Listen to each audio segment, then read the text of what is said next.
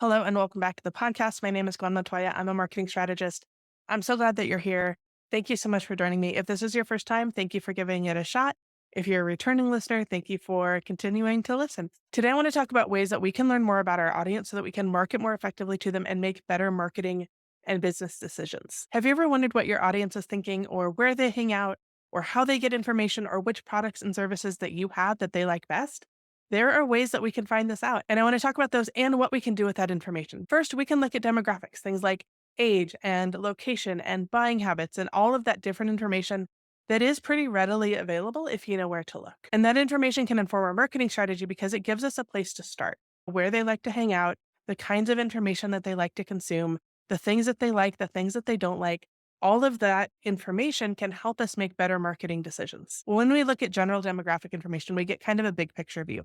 But when we can also look at your own analytics, either through your website or your social media or wherever else you have them, even your email marketing. For example, if your audience tends to respond to one type of content better than another type, we can build on success by giving them more of the content that they already like. Or if your audience is clearly more active on one platform, we can put more focus on that platform to meet them where they are. This next one requires you to think a little bit more about what you know about your audience outside of analytics. So some of this is your own observations, your own gut feelings, what you've observed over time to tell us what you know about your specific audience. What common questions do you see come up over and over again? Sometimes you'll see this in your FAQs. Sometimes you'll see this in your emails.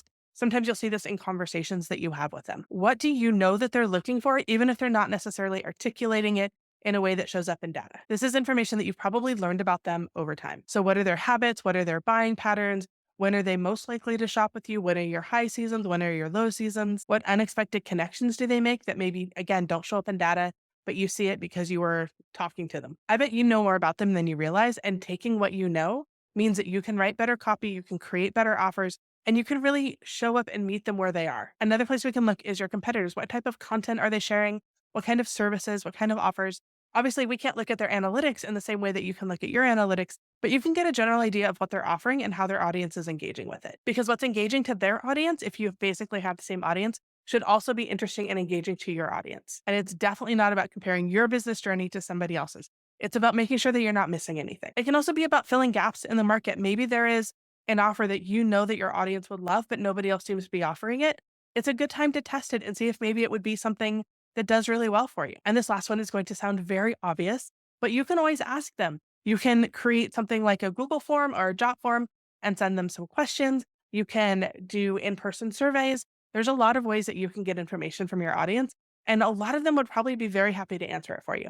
My best advice, though, if you're going to do a survey, is to keep it multiple choice and keep it really short because nobody wants to write an essay on their opinion about your business. It's going to be easier for you if you just give them multiple choice answers. It'll also be easier for you to understand the data. It is a good idea to have kind of an open-ended paragraph box at the end of the survey, but for the bulk of the survey, we really want either multiple choice answers or yes and no answers so that we can look at the responses and get a clear path.